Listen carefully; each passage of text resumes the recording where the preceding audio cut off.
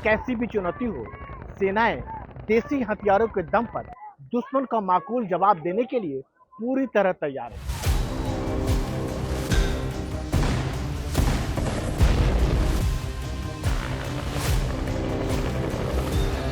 60 के दशक में जब इंडियन एयरफोर्स में मिग को शामिल किया गया तो पूरी दुनिया में इसके टक्कर के गिने चुने फाइटर प्लेन थे।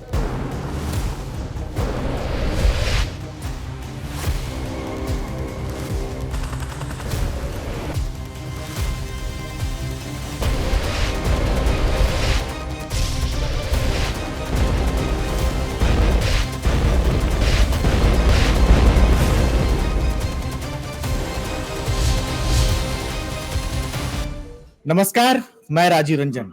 वतन के रखवाले में आपका स्वागत है। आज बात सेना की और सियाचिन की। विदेश मंत्रालय के प्रवक्ता रणधीर जायसवाल ने कहा है कि चीन जो है सक्सगाम घाटी में सड़क बना रहा है। यह भारतीय इलाका है और अवैध कब्जा करके रखा हुआ है पहले पाकिस्तान ने और अब चीन ने वहां सड़क बना रहा है। इस बारे में और बातचीत करने के लिए हमारे साथ है lieutenant general Sanjay Kulkarni. Lieutenant general Kulkarni वो शख्स है, जब वो कैप्टन थे तब सियाचिन में पहली बार जो है भारतीय सेना की टुकड़ी उतरी थी हेलीकॉप्टर के जरिए। पहले अधिकारी थे और इनकी अगुवाई में इनके पलटन ने जो थे सियाचिन में जो है तिरंगा फहराया था। शौर्य चक्र से इनको सम्मानित किया गया था। तो सर, पहला सवाल हमारा आपसे ये है कि भारत जो है क्यों विरोध कर रहा है सक्सगाम घाटी में जो चीन जो अवैध रूप से जो सड़क बना रहा है? क्या इसका महत्व है आखिर? बहुत बहुत धन्यवाद राजीव जी। एक ये बहुत ही मैं कहूंगा विडंबना कि हम लोग सियाचिन की 40वीं वर्षगांठ मना रहे हैं 1984 से लेकर के 2024 में, और अब सुनने को आ रहा है कि चीन जो है सक्सगाम घाटी में एक सड़क बना रहा है अगील पास से होते हुए। और ऐसे वक्त जब भारत और चीन के जो संबंध हैं वाकई बहुत ही मैं कहूँगा खराब हो सकता है, पिछले 5 या 6 दशक से बहुत खराब।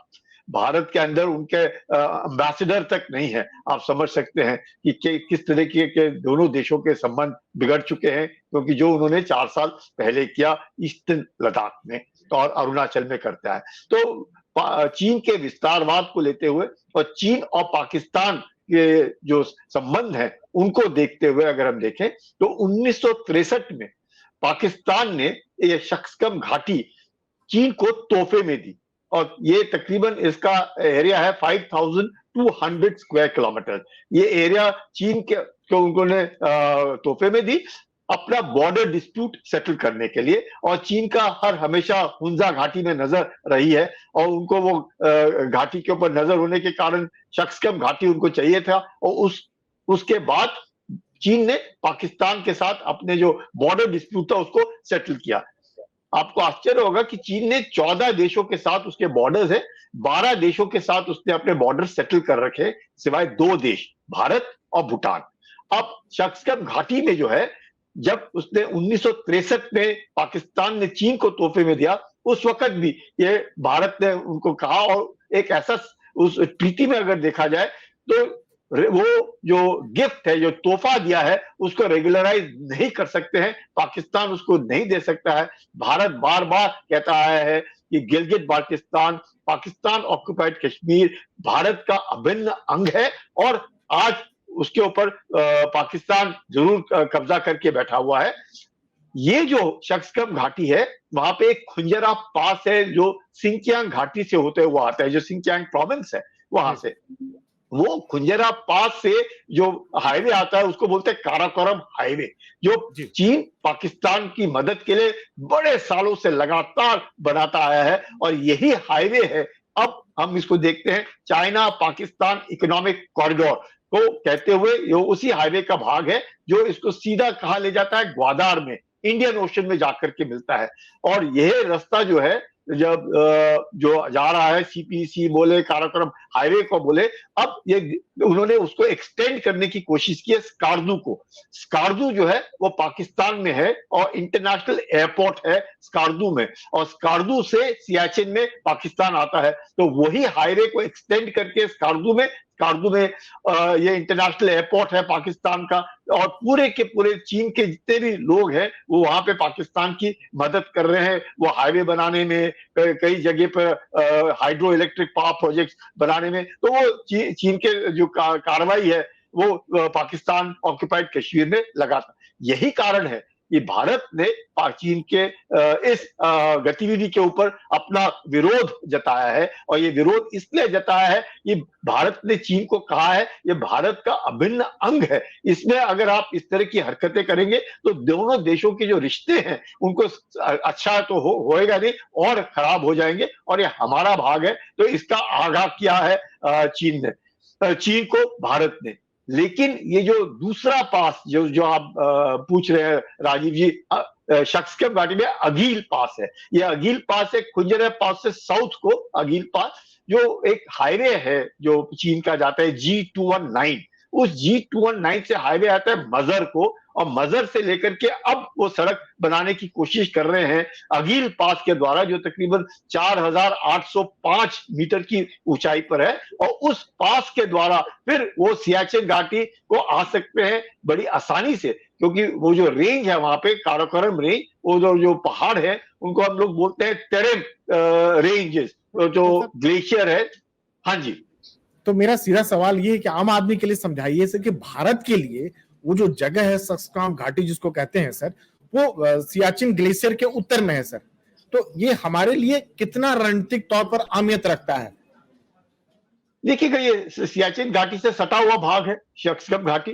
जो सियाचिन ग्लेशियर है वही एक 76 किलोमीटर लॉन्ग है, 3 से 5 किलोमीटर चौड़ा है, और इस पे हमने 1984 में जाकर के अपना भाग, अपना हिस्सा होने के कारण हमने इसको पकड़ा है। और पाकिस्तान इसको बार बार मैं कहूंगा कार्टोग्राफिक एग्रेशन के द्वारा इसके ऊपर अपना कब्जा जमाने की कोशिश कर रहा था, वहां से एक्सपीडिशन भेज रहा था और सियाचिन घाटी को बताने की कोशिश कर रहा था कि वो उसका है।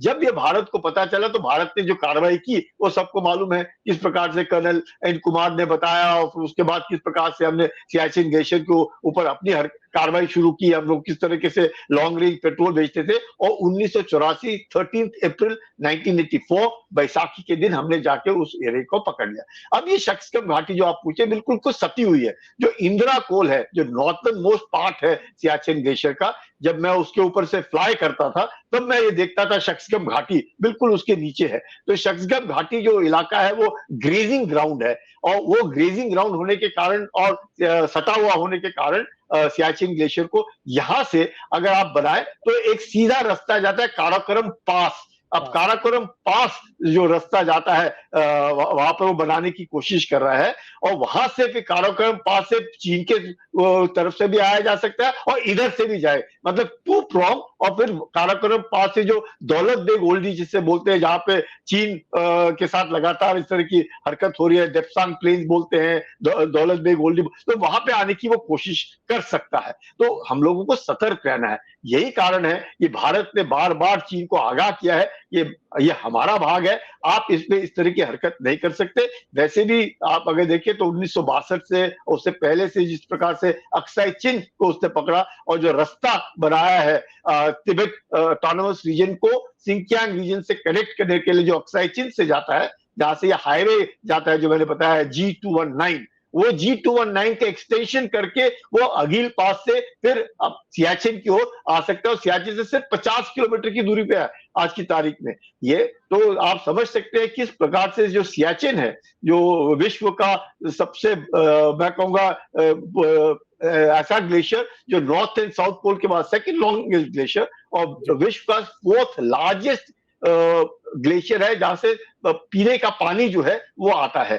तो चीन का मकसद है कि जो पीने का पानी है, जो तिब्बत जो है, it is a repository of fresh drinking water, और वो फ्रेश ड्रिंकिंग वाटर जो तिब्बत में होता है उसके ऊपर चीन कब्जा करने की कोशिश कर रहा है, जैसे कि भारत को पानी भी ना दे सके और धीरे धीरे करके उस पूरे इलाके को कब्जा करे। तो चीन की विस्तारवाद जो उसकी पूरी प्रक्रिया रही है उसके ऊपर हमारी नजर है, और हम जानते हैं कि चीन क्या कर रहा है। तो सर सियाचिन की बात हो रही है, एक और बात की सियाचिन इतना मुश्किल हालात है, दुर्गम इलाका है, इतने संसाधन हमारे खर्च हो रहे हैं, हमारे नुकसान भी वहां पर होता है, तो कई लोग सवाल उठाते हैं कि क्या इतना जो पैसा खर्च हो रहा है, इतना ज्यादा, क्या इतना जरूरी है सियाचिन के लिए सर? इतनी हमारी सेना तैनात है वहां पर। मेरी राय में हाँ। क्यों? क्योंकि पाकिस्तान के ऊपर आप भरोसा नहीं कर सकते, चीन के ऊपर आप भरोसा नहीं कर सकते, तो आपके दोनों पड़ोसियों के ऊपर आप विश्वास नहीं कर सकते। और दोनों पड़ोसियों ने जिस प्रकार से भारत की आजादी के बाद से लेकर के आज तक जो हम लोगों के जो रिश्ते रहे हैं और जिस प्रकार से दोनों देशों ने भारत के बरखिलाफ कार्रवाई की है, तो उसके मद्देनजर मेरा ये मानना है कि सियाचिन ग्लेशियर को पकड़ना बहुत बहुत जरूरी है। और चाहे उसके ऊपर हम लोग 6 करोड़ प्रतिदिन खर्चा करते हो, इलाका बहुत दुर्गम भी है, इसमें भी कोई शक नहीं है, सांस लेने में तकलीफ है, हर कोई तकरीबन 18,000 से लेकर के 20,000 फुट तक कैंप है, नींद नहीं आती है, खाना नहीं खाया जाता है, बहुत बर्फीला तूफान जिसकी रफ्तार तकरीबन 100 किलोमीटर प्रति घंटे से ज्यादा ये होती है, खाना पीना चलना देखना, frostbite, chilblain, high altitude pulmonary oedema, headache, loss of memory, दुनिया भर की परेशानी है। उसके बावजूद भी क्योंकि हमारे इस तरह के दुश्मन हैं और दोनों पड़ोसी, तो बहुत जरूरी है। और इसका एक बहुत बड़ा फायदा ये हुआ हमें राजीव, मैं कहूंगा, और वो था क्योंकि जिस प्रकार से चीन ने ईस्टर्न लद्दाख में जो कार्रवाई की, उसको देखते हुए अगर हम देखें, हमारे जो ट्रुप्स थे वो वेल प्रिपेयर्ड। वो क्यों वेल प्रिपेयर्ड थे और क्यों हम लोगों ने चीन के आंख में आंख डाल करके हम डटे रहे उधर? क्योंकि हम लोगों को इस हाई ऑल्टीट्यूड में फुली एक्लिमेटाइज, हर जितने भी हमारे सैनिक हैं उनको इतने ऑल्टीट्यूड में किस तरीके से चलना, किस तरीके से बोलना, किस तरीके से रहना, किस तरीके से सतर्क रहना, ये सब का ज्ञान था। और उस ज्ञान का इतना जबरदस्त उपयोग किया हम लोगों ने कि चीन के जो सैनिक हैं वो वहां पे टिक नहीं पाए। यही कारण है कि चीन को लगा कि जो अगर वो सोचते थे कि ये 1962 का भारत है, 1962 का भारत नहीं है, भारत बहुत आगे चला गया। अगर इस तरीके से हमारे जो जवान हैं उनको एक ट्रेनिंग ग्राउंड है, तो मैं कहूंगा इतना बढ़िया ट्रेनिंग ग्राउंड हमने नहीं छोड़ना चाहिए। और जिस प्रकार से आप देख रहे हैं, अगर चीन आज भी इतने सालों के बाद शक्सगम घाटी से, अगील पास से होते हुए सियाचिन की तरफ आने की कोशिश कर रहा है, बढ़ने की कोशिश कर रहा है, उधर पाकिस्तान लगातार इतने सालों से फॉरेन एक्सपीडिशंस को स्पॉन्सर कर रहा था, 1957 से लेकर के 1962-63 में जिस प्रकार से। और हम लोग, अगर सियाचिन हमारा भाग है, अगर हम देखें कराची का सीजफायर एग्रीमेंट, उसके बाद सिमला एग्रीमेंट, अब हम लोग क्लियरली कहते हैं कि demarcated up to NGA 9842 then northward to the glacier. तो वाटरशेड प्रिंसिपल का कोई उसके ऊपर पाकिस्तान एडयर नहीं करता है। तो ऐसी हालात में जब दोनों हमारे पड़ोसी जो हैं जिनके ऊपर विश्वास नहीं किया जा सकता, बहुत जरूरी है कि हम सियाचिन जो ग्लेशियर है उसको पकड़ के रखें। और चाहे खर्चा 6 करोड़ दिन का हो, वो कोई फर्क नहीं रखता और कोई माने नहीं रखता आप, क्योंकि we cannot afford to lose any territory. हमने देख लिया है कि चीन ने अक्साई चीन में क्या किया 1962 में, 1950 से लेकर के धीरे धीरे धीरे करके किस प्रकार से उसने अपना वर्चस्व दिखाया। और आज तकरीबन 38,000 square kilometre of area is been occupied by China. तो ये इसके मद्देनजर और पाकिस्तान ऑक्यूपाइड कश्मीर को देखते हुए मुझे लगता है बहुत जरूरी है कि we must never vacate irrespective of the difficulties of high altitude warfare in on Siachen glacier. तो क्या माना जाए कि चीन के साथ एक और नया फ्रंट खुल गया है सर, सियाचिन ग्लेशियर के उत्तरी इलाका जो सक्मा वैली है, क्योंकि हमारी सेना तो वहां से बहुत ज्यादा दूर नहीं आप है। नहीं, इसमें कोई शक नहीं कि हम ज्यादा दूर नहीं है, पर एरिया बहुत मुश्किल है, लेकिन सतर्कता बरतनी बहुत जरूरी है। सैटेलाइट इमेजरीज जो हैं वो सैटेलाइट इमेजेस जरूर दिखाती हैं, उसी के सैटेलाइट इमेजेस के द्वारा ही हमें पता चला है कि शक्सगम घाटी के ऊपर किस प्रकार से चीन धीरे धीरे करके G219 जो हाईवे है वहां से किस तरीके से कनेक्ट करा मजहर को, और मजहर से लेते हुए किस प्रकार से वो अगील पास में आ रहा है। वो इलाके में तकरीबन 1 साल पहले कुछ भी नहीं था, तो अब हरकत जो वहां पे नजर आ रही है, वहां पे 2 मिलिट्री हेडक्वार्टर्स हैं चीन के बने हुए, जो तकरीबन इससे थोड़ी दूरी पर है, लेकिन एक टुवर्ड्स खुंजरा पास की तरफ है, एक टुवर्ड्स अगील पास की तरफ है। तो चीन की हरकत वहां पे है, और अगर चीन की हरकत उधर है और वहां से काराकोरम पास को चीन रास्ता बना सकता है और चीन पाकिस्तान के साथ भी यहाँ कनेक्ट कर सकता है, और यही एक इलाका ऐसा है जहां पे पाकिस्तान और चीन दोनों मिलकर के भारत के को हमला कर सकते हैं, तो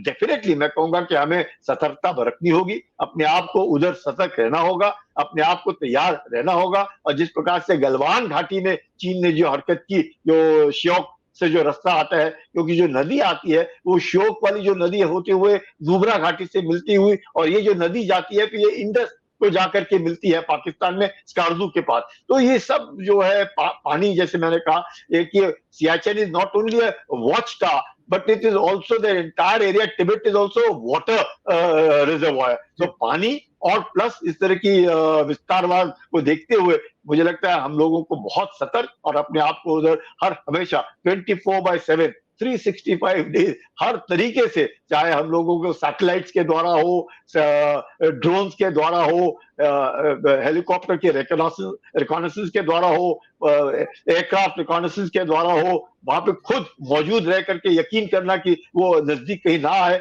बहुत जरूरी है। नहीं तो चीन और पाकिस्तान जो है कुछ भी करने की काबिलियत रखते हैं।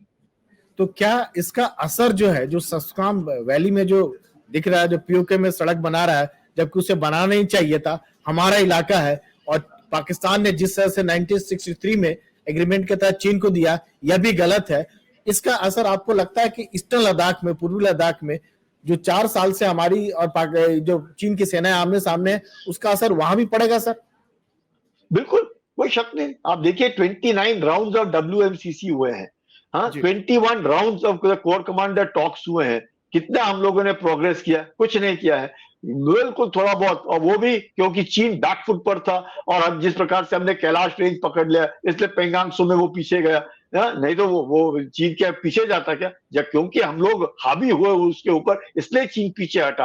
तो ये इन सबको देखते हुए, देप्सांग और डेमचौक को देखते हुए, जिस प्रकार से हम बार बार उनको कह रहे हैं कि आप वो स्टेटस को एंटी में आइए, और वो आने में आनाकानी कर रहा है, तो इस प्रकार और चीन की हरकतों को देखते हुए मुझे नहीं लगता हम चीन के ऊपर विश्वास कर सकते हैं, और करना भी नहीं चाहिए। और चीन जो एक ऐसा देश है जो बगैर लड़े और अपने आप को हावी करना चाहता है, प्रोपेगेंडा के द्वारा, साइकोलॉजिकल वॉरफेयर के द्वारा, अपने ट्रूप मूवमेंट्स के द्वारा दिखाने के लिए कि हम विश्व के सेंटर ऑफ यूनिवर्स हैं, और भारी होने की कोशिश करता है। तो ऐसे इसमें बहुत जरूरी है कि हम लोगों ने वहां रहना चाहिए, और चीन को टक्कर देने की काबिलियत होनी चाहिए, चीन के विस्तारवाद को रोकने की हिम्मत होनी चाहिए। नहीं तो चीन, आप देख रहे हैं किस प्रकार से मालदीव में, श्रीलंका में, नेपाल में, पाकिस्तान में, म्यांमार में, बांग्लादेश में, सब जगह से अपने को वो स्ट्रिंग ऑफ पर्ल्स की स्ट्रैटेजी के द्वारा अपने को घेरने की कोशिश कर रहा है। तो भारत ऐसे is not going to lie down and accept it. So Pakistan और चीन दोनों देशों को हमें, मैं ये नहीं कहूंगा कि हम लड़ाई करने के लिए है, लेकिन लड़ाई ना हो इसके लिए हमारे को सतर्क और तैयार रहना बहुत जरूरी है। अगर हम तैयार नहीं होंगे तो लड़ाई हो सकती है, अगर हम तैयार होंगे तो लड़ाई नहीं होगी। चीन जानता है, क्योंकि चाइना रिस्पेक्ट्स स्ट्रेंथ। चीन कभी भी नहीं लड़ेगा जब उसको मालूम है कि उसको क्या उसको विक्ट्री नहीं होगा, मतलब नेवर। चाइनीज एक तरीका है उनका कि जब उनको लगता है कि युद्ध में उसकी जीत होगी वो लड़ाई करेगा, अगर उसको मालूम है जीत नहीं होगी तो वो नहीं लड़ेगा। और उसके लिए हमने यकीन करना है कि चीन भारत के साथ ना लड़े, और उसके लिए हमने पूरा तैयार रहना है। लेकिन सर यह भी तो सच है ना कि 4 साल पहले जिस तरह से चीन जो है धोखे से वहां पर आ गया पूर्वी लद्दाख में, उसके बाद जो भारतीय सेना का जो मोबिलाइजेशन हुआ है, जितना चीन है उतना ही हमारे सैनिक है वहां पर, हमारे टैंक, उनके तोप, पूरा एयरक्राफ्ट भी जिस तरह से, और बकायदा ये सारी कुछ मीडिया में दिखाया गया है कि हमारी सेना जा रही है और हमारे चीनी हेलीकॉप्टर जो भी है, तोप वगैरह सब कुछ है। तो आपको लगता है कि इसका असर जो है, मतलब आई टू आई, बिल्कुल आमने सामने, कभी भी तो कुछ झड़प हो सकता है, कुछ लड़ाई हो सकती है, हालात तो बिल्कुल एकदम सामने, आमने सामने है। बिल्कुल, ये देखिएगा Rajiv ji, eyeball to eyeball, और eyeball to eyeball में कभी भी कोई गलती से गलती हो सकती है, किसी से भी हो सकती है, और वो गलती एक युद्ध में ना it should not be converted into a war.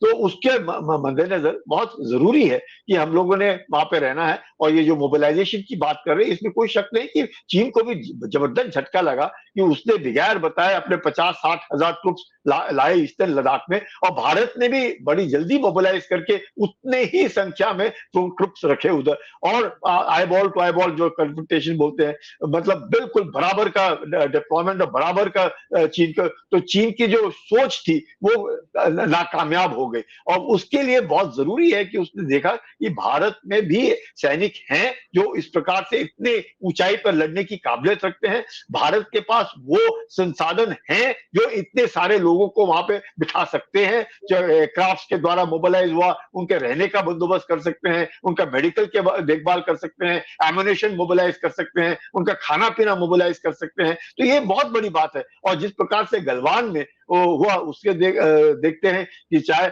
हमारे 20 लोग शहीद हुए, लेकिन चीन के भी जैसे बाकी बोलते हैं, ऑस्ट्रेलिया, अमेरिका, रशिया, जो बोलते हैं कि उनके भी 40 से एक लोग मारे गए, जिसपे 8 तिब्बतन थे, 8 लोग तिब्बतन थे। और अब चीन जो है अपने जो उनके हान जो लोग हैं, जो इस ऊंचाई पर रहने की इतनी उनमें हिम्मत नहीं है, तो वो तिब्बतन्स को तैयार कर रहे हैं। या आप क्योंकि वहां पे रहते हैं, आप यहाँ पे करके जिस प्रकार से उन्होंने मॉडल विलेजेस बनाए हैं, और उन मॉडल विलेजेस को सर तरह तरह की कनेक्टिविटी दी है, रास्ते बनाए हैं, कम्युनिकेशन टावर दिए हैं, रहने के लिए घर बनाए हैं, वहां पे स्कूल्स का बंदोबस्त किया है, खाने पीने का बंदोबस्त किया है। वहां पे जो टिबेटन्स जो उनको लगता है कि जिनके चीन के साथ एक तरीके से अच्छा संबंध है, उनको वहां पे रखा जा रहा है, बॉर्डर गार्ड्स लगाए जा रहे हैं। तो ये चीन ने अपने आप को इस दुर्गम इलाके में, जो मेरी पूरी तकरीबन 40 साल की नौकरी में मैं चीन को तकरीबन 8-10 किलोमीटर पीछे देखता था, और चीनी बहुत कम नजर आते थे,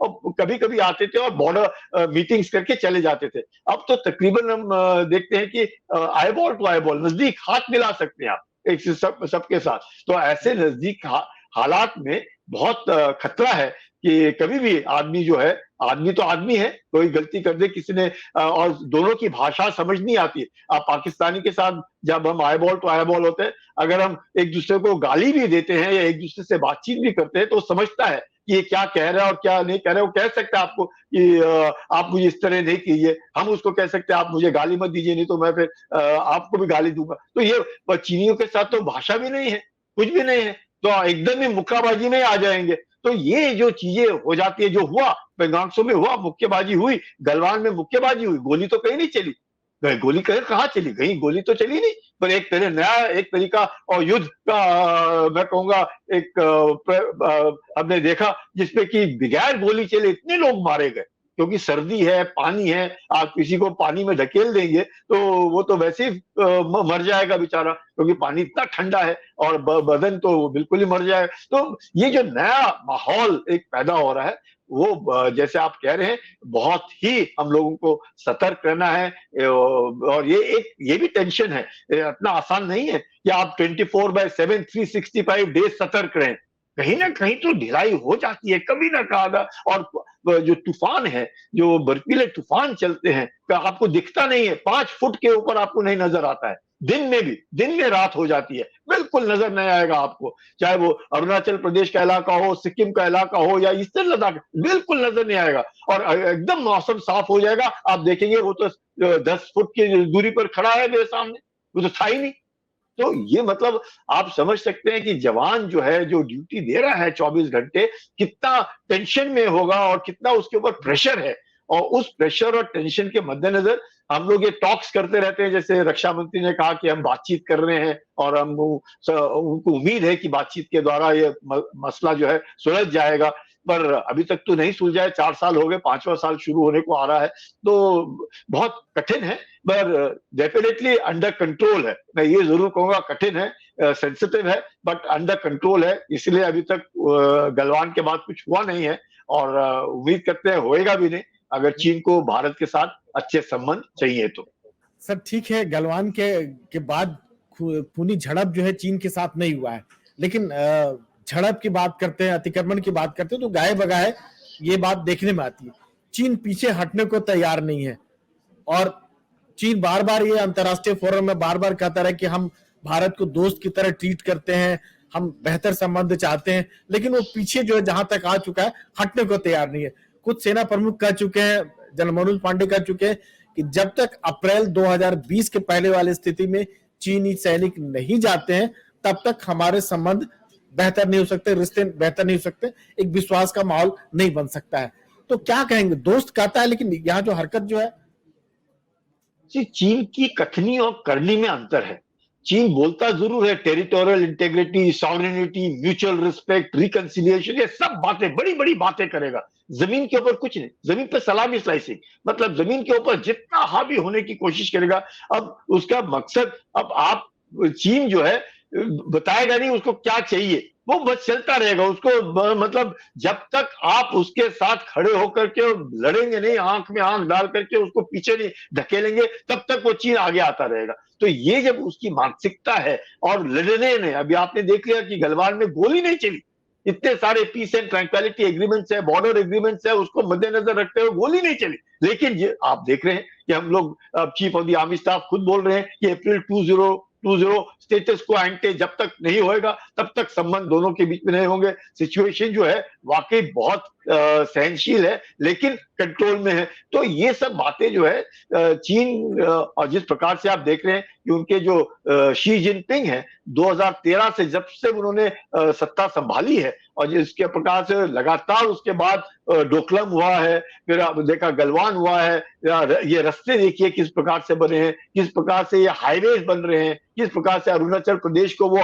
अपना बनाने की बात करता है, जगह की बदली करता है। तो मतलब चाहे वो सिक्किम में हो, डोकलम की तरफ हो, या फिर अपना अरुणाचल प्रदेश में हो, या फिर ईस्टर्न लद्दाख में हो, आप अभी देखिए शक्सकम घाटी में हो रहा है। तो ये जो चीन की हरकतें हैं, ये साफ दर्शाती है कि चीन को हम के ऊपर विश्वास नहीं कर सकते, हमें तैयार रहना होगा। और अगर हम तैयार होंगे तो चीन हमसे भिड़ेगा नहीं, अगर हम तैयार नहीं होंगे तो चीन भिड़ने की कोशिश करेगा। और ये सलामी स्लाइसिंग जो है, 4 कदम आगे आना, 2 कदम पीछे जाना, और कहना कि हमने ये कर लिया वो कर लिया, ये सब चीन के ऊपर बहुत जरूरी है कि हमने सब प्रकार से, साम दाम दंड भेद जिसे बोलते हैं, सब प्रकार से अपने आप को तैयार रखना है और उनके ऊपर हावी होना है, चाहे वो इंडियन ओशन में हो, चाहे फिर वो लैंड बॉर्डर्स पे हो। ये इसमें कोई शक नहीं कि चीन के ऊपर हम विश्वास कर नहीं सकते, और चीन को टक्कर देना है तो हमने खुद अपने आप को मजबूत बनाना है, ये बहुत जरूरी है।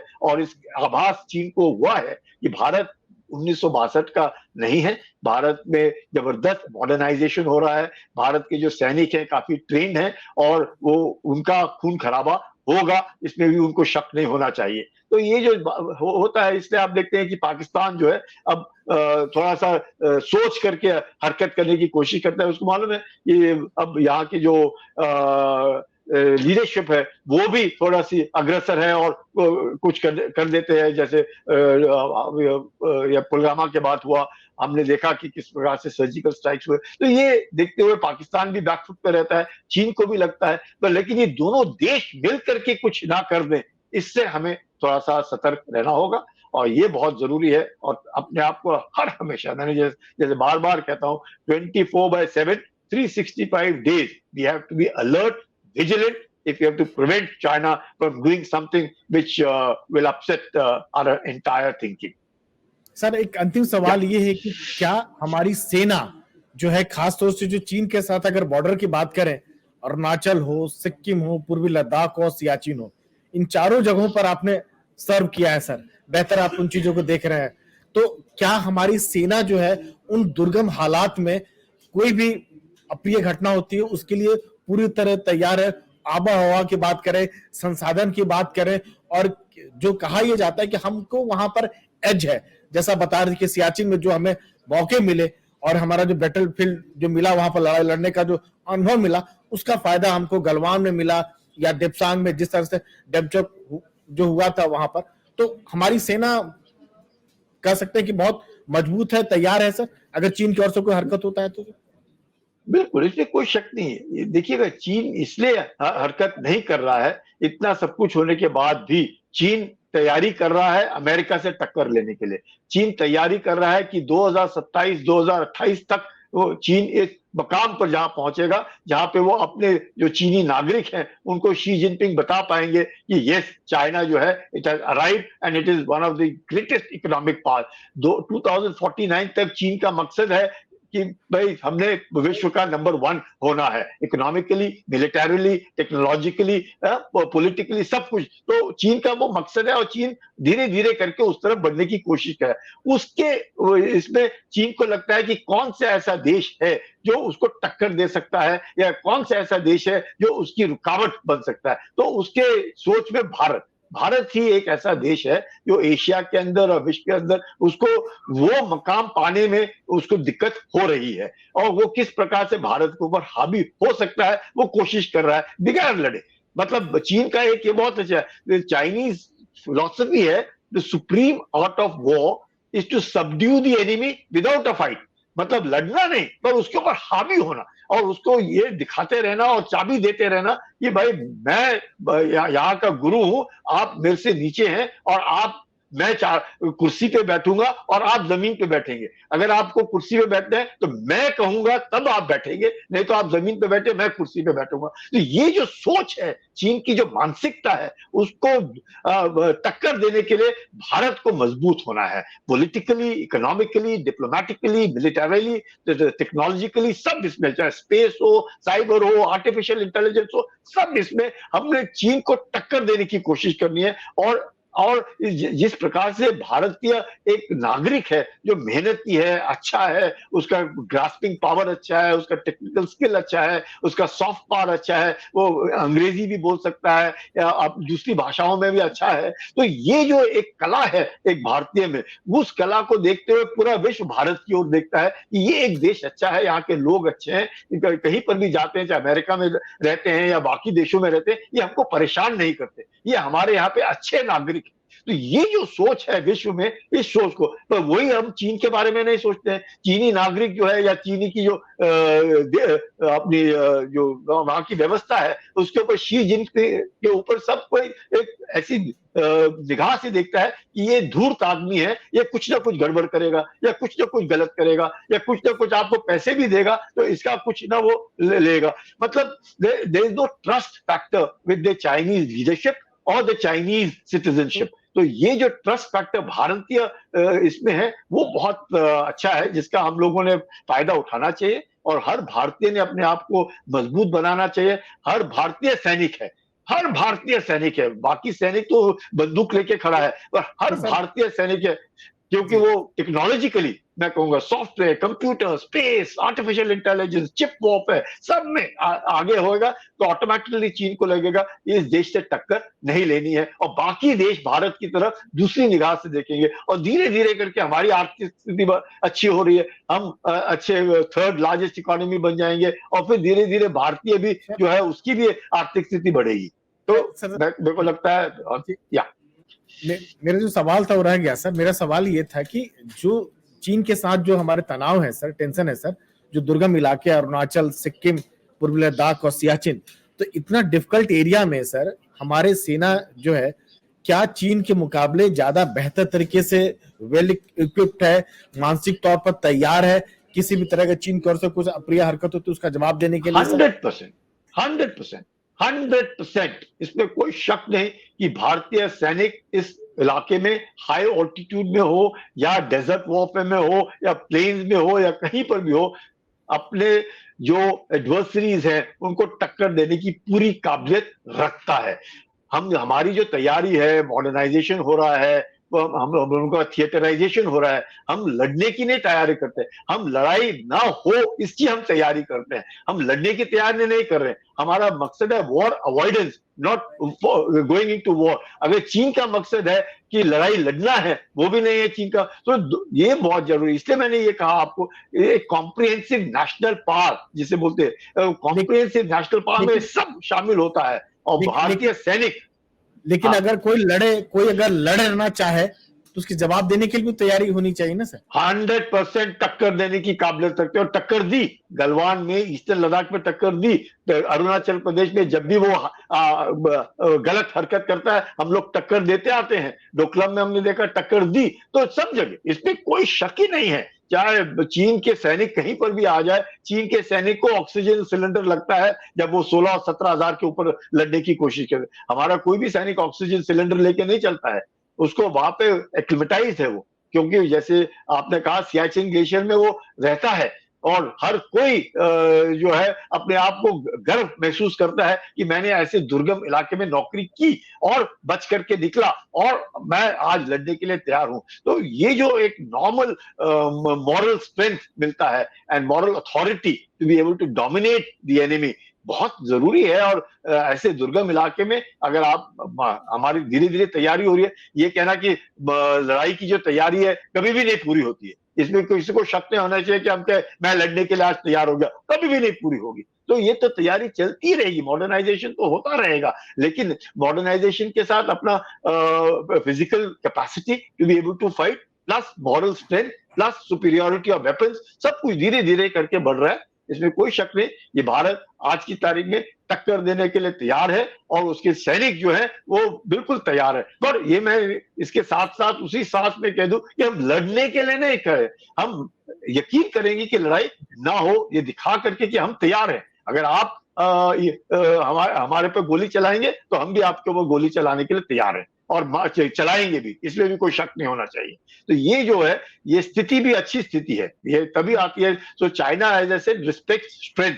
चीन हमेशा जो दूसरा उसका दुश्मन है, अगर उसमें देखता है कि भाई इसमें आज जान है और इसको छेड़ना ठीक नहीं है, तो वो इंतजार करेगा, चाहे इंतजार 1 साल हो, 2 साल हो, 40 साल हो, 50 साल हो, 100 साल हो। आप देख रहे हो ताइवान में क्या कर रहा है, वो इंतजार कर रहा है कि कब वो ताइवान के ऊपर कब्जा कर सकता है। जब तक वो 100% तैयार नहीं होगा वो कब्जा कभी भी नहीं कर। साउथ चाइना सी में देखिए चीन क्या कर रहा है, जब उसको लगता है कि वो अब ऐसे मकाम पे जा पहुंचा है, वो फिलीपींस को ढकेल सकता है, वियतनाम को ढकेल सकता है, तभी वो करेगा। जब उसको लगेगा कि नहीं इनकी मदद के लिए अमेरिका आ रहा है या बाकी देश आ रहे हैं और हम नहीं कर सकते, तो चीन पीछे हट जाएगा।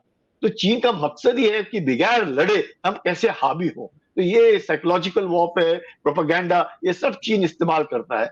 हमें भी यकीन करना है। और मैं कह सकता हूं, दोबारा आपने मेरे से सवाल पूछा कि क्या भारतीय सैनिक चीन के सैनिकों के साथ लड़ने के लिए तैयार है, मेरा जवाब है हाँ, इसमें कोई शक नहीं। धन्यवाद सर एनडीटीवी से बातचीत करने के लिए। थैंक यू सर, बहुत बहुत धन्यवाद सर। जय हिंद सर। धन्यवाद, जय हिंद। जय हिंद सर। कैसी भी चुनौती हो, सेनाएं देसी हथियारों के दम पर दुश्मन का माकूल जवाब देने के लिए पूरी तरह तैयार है।